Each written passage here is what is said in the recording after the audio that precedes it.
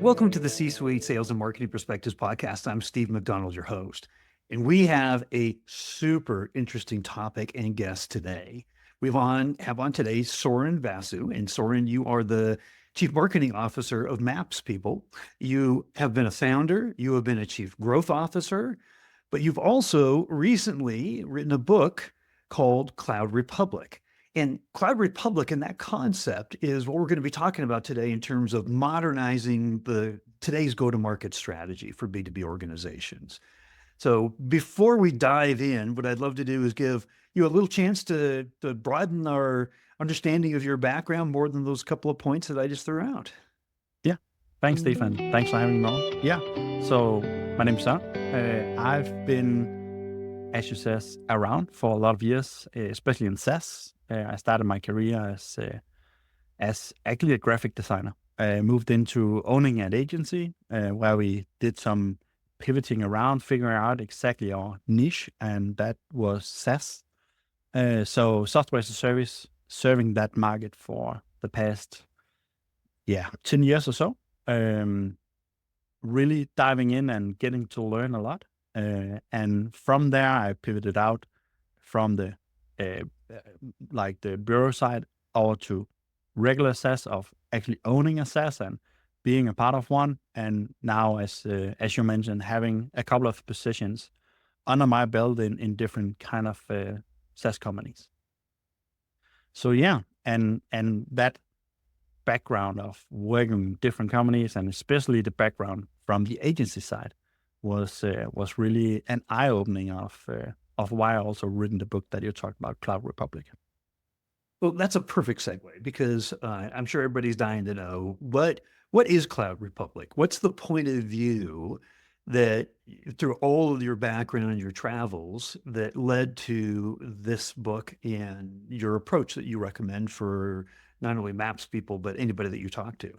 Yeah. So there's a couple of things in there, but the foundation of why I started to having these thoughts and building this concept was the irritation about always banging the head against traditional legacy sales companies. It's been most executives in the business today has a sales background, especially on the commercial side in any SaaS business, because that is where our executives has grown up. It was how you ran a company. It was how you grew a company. But SaaS has some different play rules that you can function on if you want to. And I just saw it again and again, especially when I had the agency of talking to a lot of different SaaS companies, that you were stuck in this mindset of doing it a specific way because that was like how the executive team was brought up, and it was where they had their skill set. And that always annoyed me. So I tried to figure out, like, why is this? And that was the beginning of why I started to conceptualize what today has become Cloud Republic. So what is, like, if you could give us just a definition of Cloud Republic and what it stands for, that would be great. Yeah. So it's a two-part concept where you have firstly the cloud.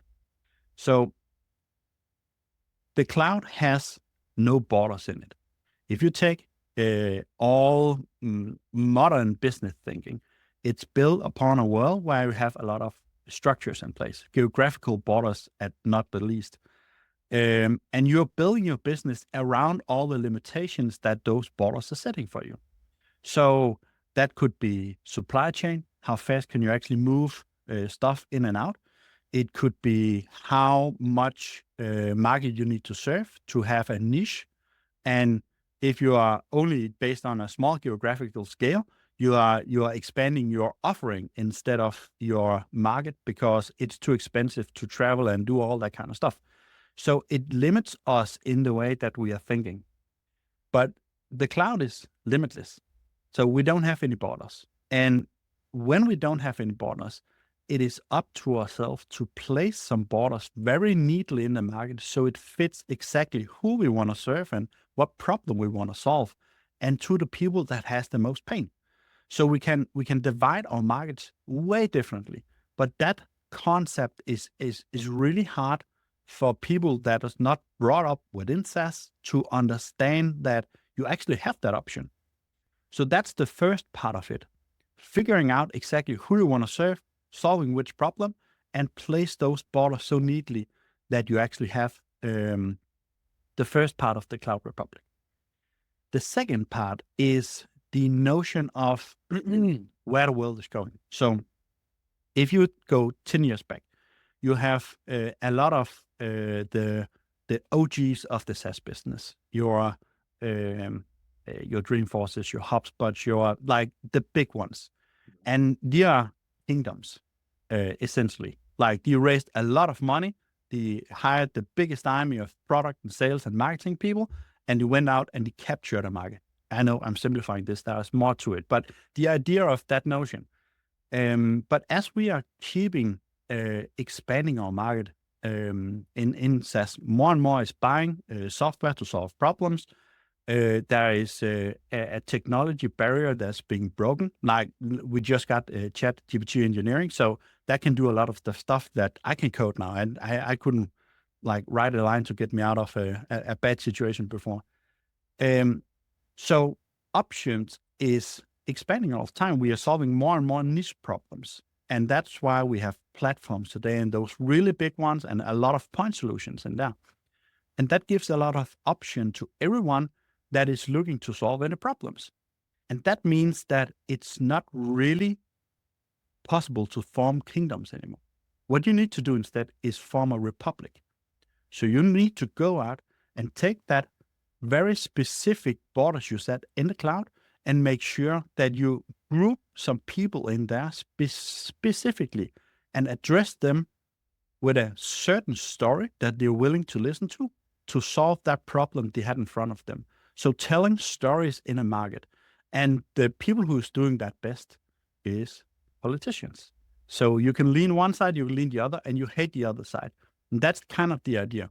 So instead of having just a kingdom and hiring a lot of armies to go out and fight your war, you can actually build a different business to go out and really build a story instead to capture that market. And that's the combination of what I'm trying to convey in my book, The Cloud and the Republic.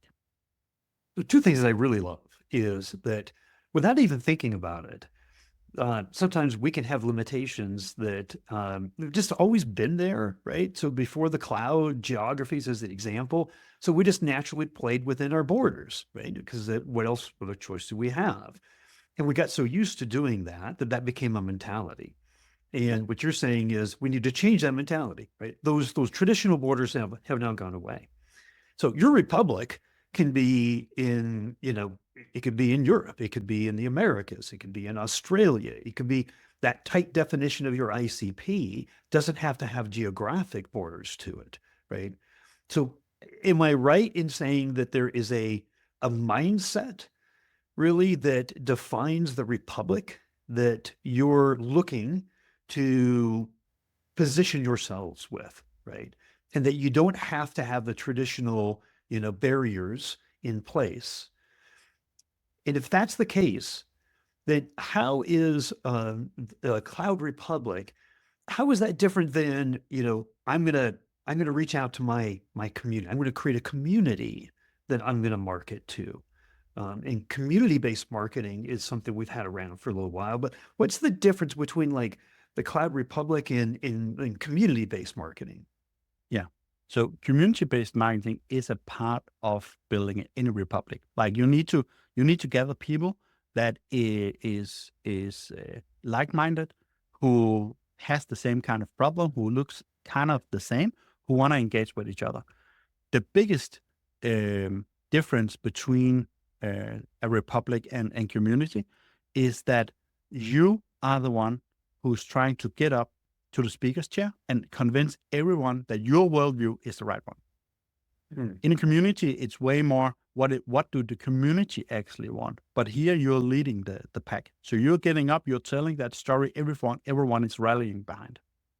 So here's there's a brilliant woman on, her name's Jamie Geyer, was on the podcast a little while ago. She's a 3-time B2B CMO. And she said the most powerful campaigns, marketing campaigns, sales enablement campaigns, ABM, ABS, is the best return we always get is where the voice of the customer or their peer community leads our voice.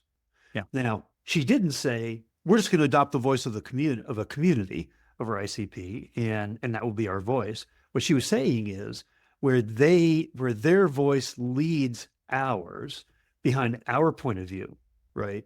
Our unique position in the marketplace and what we believe, if we can get that validated by our customers and the rest of their peer community, which I think is great that you're calling the Republic, right? The Cloud Republic, that always has better performance associated with it. Yeah. And so I think you're very eloquently talking about this in a way that's easy to understand, not just it's the voice, if their voice leads ours, right? But it's in a very structured way, right? Yeah. That you're not only creating that republic, but you're using that republic to validate your point of view at the same time. Is that the right takeaway? Yeah, 100%. If you don't have that validation and that really tight feedback loop with your ICP, with the people inside your republic, you are not going to hit anything communication-wise on the right note.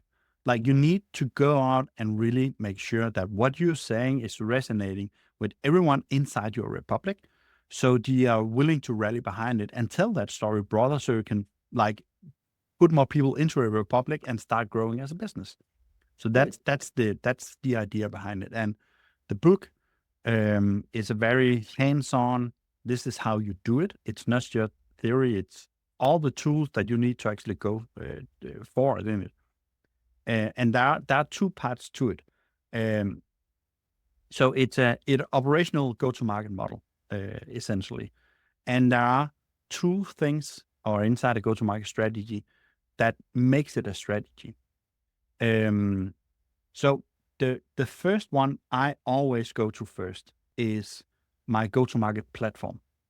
So everything about not how we're going to market, like the attack on the market, but everything within it. How we're setting borders, who is our audience, how we position ourselves, who is the competition, how do pricing, what about value props, everything that we need to plan the attack on the market afterwards. Because when we have that in place, we can do what we're talking about now. We can start going out and actually rolling the motion and talking with the Republic and starting getting their feedback. And that can come in multiple forms. But I think if you can find a form that is the fastest way of getting that feedback, that is how you want to do it, especially in the beginning, so you know you get validated on all of your viewpoints. So it's interesting because there's 2 audiences that you're convincing to be a part of your republic. Obviously, your ICP, right, is the main one we've been talking about. But you have to have the internal audience. You can't have silos, right? You have to have sales buying into your republic, marketing buying into your republic, customer success buying into your republic. Everybody has to buy into the idea of this republic in your point of view, right? How is the idea of defining the republic in the way that you do it, does it help get that internal alignment? And that's the first audience we got to convince, right? We can't go to the market with siloed disagreements on what our republic, who our ICP is. Yeah. Does this help aid in that alignment internally? Yeah, very much. Because one of the things that I always has wondered about is how do you actually convey strategy to a lot of different stakeholders inside an organization who all need to navigate those guidelines that you set for them. So one of the things that I'm doing here in the Cloud Republic is I'm painting a picture, and it's both a visual one that you actually can do on slides and everyone understand it real easy, but it's also storytelling. So when you're doing your go-to-market platform, You need to go out and set those borders to actually say, this is our cloud, this is the space that we're in, here are we placing our borders. And those borders are consisting of 3 borders. So the first border is our controlling idea. And that is the story that is like you have created the company around. The one thing that you really, really, really deeply believe that you need to convey. It's not necessarily the narrative that you're putting out in front of everyone. That is a bit later that comes of figuring out how to communicate your controlling idea. But you know exactly what it is. Most founder-led companies doing that anyway. Let's take an example just to clarify it. If you take HubSpot and you say the word inbound, people know that it's a puzzle that fits nicely together. And inbound is the idea behind HubSpot. It is a different way of thinking of how you're actually going to market. You need to not shout into the market. You need to be there when people are actively searching for something. And now you have built an array of products around that controlling idea. And that's the first border. And how I'm visualizing this, and I'm doing this so I can get everyone in the company, all those people who are not interested in go-to-market strategy, but you get the idea of what we are talking about. So I'm saying our controlling idea is a 20 meter high, 5 meter wide, fortified wall that's running a laser mode around it. They're flying dragons in the sky. We're equipped with lasers and everything. And the idea is no one crosses this border. It is built to keep the people who's not believing in our controlling idea out, and everyone that believes it in. So that's the biggest border that we have. And it takes a long time of building that big ass border up. But it's the idea of this is a very visual image that you can tell everyone in the organization. So they start to understand, okay, this matters. The second border is our bleeding neck problems. And I'm calling them bleeding neck problems because I like to work with pain, but it's not like it hurts a bit. It is, if you don't put very much pressure on the neck, like you're going to die in the next few minutes of missing a lot of blood. And that is all the problems that we are trying to solve to the market. So it's the really high density one. So it's value prop, it's messaging, it's positioning. It's a lot of those things that we are really working with when we are going out and we are solving problems. We are trying to communicate that to the market. And this border is a big festival fence. You know, like the heavy concrete footed ones that like you're not moving them easily around, but you can maneuver them. It requires a hard hat and yellow vest and a forklift and 20 people and a lot of coordination. And then you can move that fence around or that border. And the idea here is that the first border we're not moving. When we have said that, that's who we are, that we are never going to move that again. But the second one, the bleeding neck problems, that's a way to expand our republic. We can solve more problems. Like HubSpot started just having one problem to solve for marketing. Now you have sales and customer success and a lot of problems that you're solving. So you have moved that fences around a lot. That's one way to expand the republic. The easiest way is border number 3. And that's our ideal customer profile. So that is how the companies are looking, who is the stakeholders, how do they engage, what is their day-to-day jobs. It's all the things that nails who we actually should go after. And this is just the chalk line on the ground. So we can move this in and out and we can say, okay, companies below 100, let's cut them off. Companies who don't have an IT director, we don't want to talk to them. So this is meant to be something you adjust all of the time as you learn. And as soon as you're ready to expand your republic, this is the easiest way to do it because it doesn't take much to change the chalk line on the floor. And that's the idea behind it. That's the easiest way to adopt more into a republic without changing your controlling idea or the problems you're solving, because that requires a lot of product development and everything else. What I love about this is most companies have a very hard time just initially defining their ICP, right? And this is a stat that blew me away when I heard about it. There is only between sales and marketing 16% alignment on the definition of the ICP, 16%. So what that says is there is a problem internally in defining ICPs. So one of the first things you do, though, is I like that you can move the borders and you can expand, but it starts with an establishment of very specific borders, right? Because it's very tantalizing for both marketing and sales to say, yeah, that's our ICP, but ooh, I got this opportunity over here, right? Yeah. And there's in in sales and in marketing, it's like, oh, and let's broaden our reach, because it's a numbers game, right? And only so many people are going to become NQLs and then SQLs. And so the more I get in the top, the more I'm going to get out the bottom. So from both sides of the equation, it's very, very tantalizing to expand our ICP without really even thinking about it too much. So by establishing specific borders, everybody knows what those borders are. And there's an agreement up front, which tears down silos and brings people behind a singular go-to-market strategy. But it's not that. So then you can start to have success. But no, you shouldn't be expanding borders in your ICP unless you actually had success with your initial ICP, right? Yep. So it establishes that unique profile for your ICP, have some success, but then the Republic allows for expanding that. I think that's what I was taking away is it's good to be limited, defined, very specific borders up front, but then we do want to have a mechanism that we carefully, strategically can expand those borders. Yeah, exactly. So, you went through the three borders here. What about implementing these borders? How do we think about that? Because everything's great when it's on the chalkboard, right? But when we actually start to implement, are there challenges? Are there things that we should know about when we're actually implementing on these borders? Yeah, there is. One thing why I actually use the term borders is to have a friction point.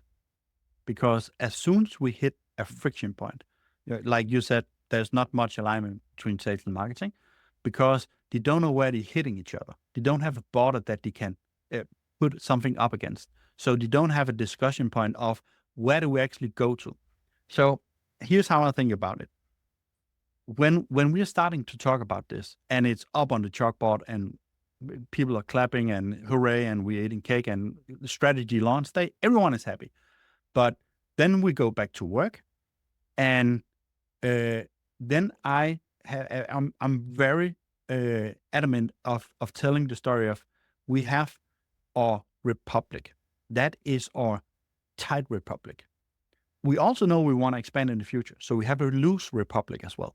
It's not like that we are only eyeing one market and just saying, well, that's it for us. There's no more. Like everyone knows that we have more. So in our business right now in MapsPeople, we started with workplace management companies, and then we expanded into events, and then we expanded into malls, and in just a bit we are expanding into stadiums. But inside those, the tight republic, we can set very clear ground rules now. So, for example, the customer success team is getting trained inside the tight republic. So everyone that looks like exactly our ICP, that's the first way we start to train them. The marketing team is developing campaign assets and doing marketing and using our budget inside the tight ICP. But what always happens is the people at the forefront of our companies, the heroes that are out in sales and talking to everyone who comes knocking on the door, suddenly we have free airports.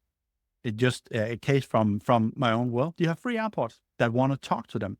So now they're coming back to us and say, hey, could you do like a one-page and a webinar because I have some airports over here who might want to buy something. And now we hit a friction point because now we can see airports is definitely outside our republic. So now we can ask ourselves a series of questions. Do they believe in our controlling idea? Do they even fit into our controlling idea? Do we solve for the problems that they're actually having? do we have the product market fit for serving the problems that you're having, or we need to develop new features and everything? Can we sell to them with the value props that we already did, with very little work from the marketing assets we already done on the ICP side and everything? So it's an easy sell. If we can't do that, it's a clear no, because the strategy that we have set in place is in our tight republic. So we are not moving outside. So now you have that friction point where you actually can go in, and instead of sales is smirking and saying, oh, those marketing guys, and the marketing is saying, why does he always come with crazy ideas? Doesn't he know I'm busy? Now you have that inflation point, that friction point where I could go and say, so this is clearly outside what we strategically defined, but is there an opportunity? And that allows us to make better decisions instead of we have to argue about who's right. So it's a very strategic way you can start looking at it and use the borders to align the teams better of where we're actually going. I love the set of questions that you just laid out there. That like it's what you've done is you've outlined a way to think through what is a proper expansion strategy. Does it fit our company? And you said a number of times the controlling idea. And I think we all pretty much know what a controlling idea is, but I want to ask your idea of what a controlling idea is, just to get your definition of that. Yeah. So the controlling idea is the one thing that has to flow through everything that you do. If you're not having something that is guiding you in a specific way that people are either loving or hating, it's not really a strong enough controlling idea. You have to almost make enemies. That's why we have that big ass border. So we're keeping all the enemies out. Again, HubSpot is probably my number one favorite idea of executing this at a very, very large scale. So when Brian Halgan and Damesh, they created HubSpot in 2006, I think it was. And in 2009, they released the book Inbound Marketing. And that was where they started to put out the ideas of, okay, so don't go out, shout to the people. Make sure you're there attract them when they are having the problems, when they are looking for the solutions and everything. So it's a clear definition of pull versus push marketing. And that said, okay, so now marketing becomes important and sales is taking a backseat. So immediately you get a divide in all of SaaS country and not only SaaS, but all of the industry of someone hates that idea because it challenges them and their job and how they are thinking about the world. And a lot of people, for the first time, got words put on something they internally felt, but never had the vocabulary to actually point out. And now someone came and said, hey, this is how you should look at the world. And that's a controlling idea. So I know we could go on for hours because you wrote a whole book on this and you're living it, you're executing it. What haven't we talked about yet that is important to know about the concept of Cloud Republic? Yeah, a lot of things. So what we have been talking about here is the first part of go-to-market strategy. So this is a lot about building that platform that you're actually standing on. So how do you control it internally? How do you set the borders? Who are you attacking? Everything in that regards. One of the things that is the second part of it is the go-to-market motion. And when you are building a republic, you need to think a bit differently than you have done before, maybe, because your solely objective of everything that you do is to convince people of your worldview is right. And not necessarily when they are buying, but when they are in your republic, in your space, they are able to buy because they believe in your controlling idea. So if you're the leader of a republic, if you need all of the people inside your cloud republic to punch you and say, you are our leader. We believe you are solving the problem in the right way. You have the right controlling idea. We believe that we should actually be following you. Nevertheless, you're buying or you're just looking or browsing Windows or whatever. If you want to do that, you need to tell stories. You need to campaign. You're a politician. You have to get up on a soapbox and tell a story. That's how you convince people to follow you. So that is way different when how most companies do marketing today. It is about the product. It is about the solution. It is about all those kind of things. So what you actually need to do is take your controlling idea and break it down so everyone understands all of the small assets inside of it. And there is a motion I've learned over time that it's really helpful doing it this way, also to close that really have that tight feedback loop to the market and keep iterating on your story and your product and everything. So when I was head of growth at a legal tech company called Wild Rations, doing GDPR compliance, stuff like that, what we did was we set a weekly webinar, open webinar format that we set to all our mailing list. Hey, on Tuesday at 2:00, come hang out with us. We are not entirely sure what we're going to talk about, but it's going to be about how we see the world in compliance. So some people showed up, 25 people or so, and the idea was not having a lot of people come up. It was the idea of let's set a time where we say to ourselves, now we have to go out and tell a story to 1 to 25, 1,000 people. We don't care how many shows up. We know we are standing on a soapbox. We are doing that every Tuesday at 2:00, and more people will join from the Republic. So the setup is the following. As a politician, one of the things that you're doing is you're building reforms. So you're going out and you're taking a status quo and telling everyone, what are we going to do about this? So people might remember that there was this big fuss about Google Analytics. It's becoming illegal in Europe, and there was a lot of stuff around that one. So what we actually did was we took a controversial view on that one. So one of the first meetings we had, we stood up on the soapbox and said, so we know that Google Analytics is illegal now. We actually don't think it is. Here is 4 ways to look at that problem from a different angle. Have you ever looked at it from the marketing side, from the internal side of your team? They need that tool. Have you looked at it from the user side point of view? It's been deemed illegal by the European Union, but what about this and this and this? So we're using the first 15 minutes to frame a reform of saying, this is status quo today. Here's how you should be thinking about it. And what we're saying there is linked up to a specific topic that is hot in the market right now, but links back to how we think about the controlling idea. That's always the point. And when we're done with that story, we are just opening the mic. So any questions? And people will start coming and say, hey, okay, I have this problem. I can't look it because of this thing. My boss says I have to do this. And we are getting direct market feedback. And when that topic is kind of out debated, we're just saying, so what is people working on? Who has a problem? We are gathered here today. We are all like-minded. How can we help each other?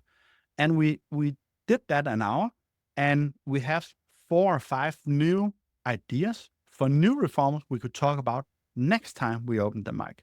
And we just kept growing the audience and the audience. So we got an hour of direct feedback from minimum 50 of our ICP customers every week. And not many companies ever get that tight of feedback loop of both telling their stories and get direct market feedback on what is the biggest problem for our ICP we can solve today. No, that's a phenomenal way, because I said it before in the podcast. I think that companies have a great deal of familiarity with their ICP. We talk about them every day. We plan for them every day. We track them every day, but we don't really know them. We don't take the time to really understand on a regular basis because they're complex and they're changing, right? So that's a phenomenal idea on staying in touch. The ICP is the highest authority in your business.